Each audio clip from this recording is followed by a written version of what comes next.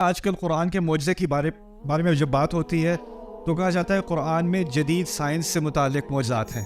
آپ نے سنا ہوگا کہ قرآن میں ایسی باتیں ہیں جو اس وقت کسی کو معلوم نہیں تھیں، اب سائنس کی ترقی کی وجہ سے ہمیں معلوم ہے. تو قرآن کا اصل معجزہ کیا بتایا جاتا ہے؟ Science, right? The scientific miracle of the قرآن.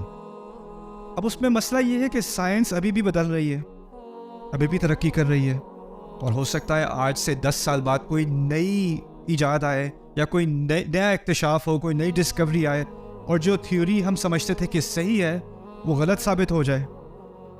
ایک زمانے میں نیوٹن حق تھا، پھر آئنسٹائن حق ہوا. تھیوری تو بدل گئی نا.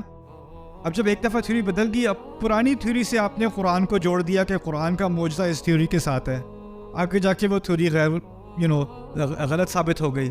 مسئلہ تو کھڑا ہو گیا نا.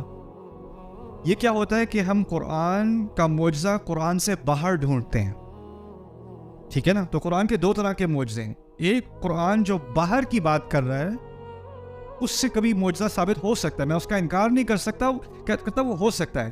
لیکن ایک قرآن کا معجزہ ہے اس کے اندر ہی، اس کو باہر جانے کی ضرورت نہیں، اس کے اندر ہی ہے. اور جو اس کا اندرونی معجزہ ہے نا، وہ چاہے پہلی صدی میں ہو یا 20ویں صدی میں ہو یا 30ویں صدی میں ہو، اس میں کوئی فرق ہی نہیں آنا.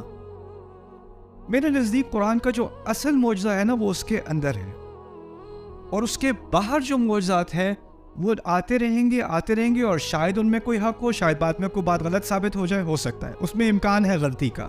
لیکن جو اندرونی معجزہ ہے نا، اس میں کوئی غلطی کا امکان نہیں ہے. بات ابھی تک سمجھ میں آ رہی ہے؟ ٹھیک ہے.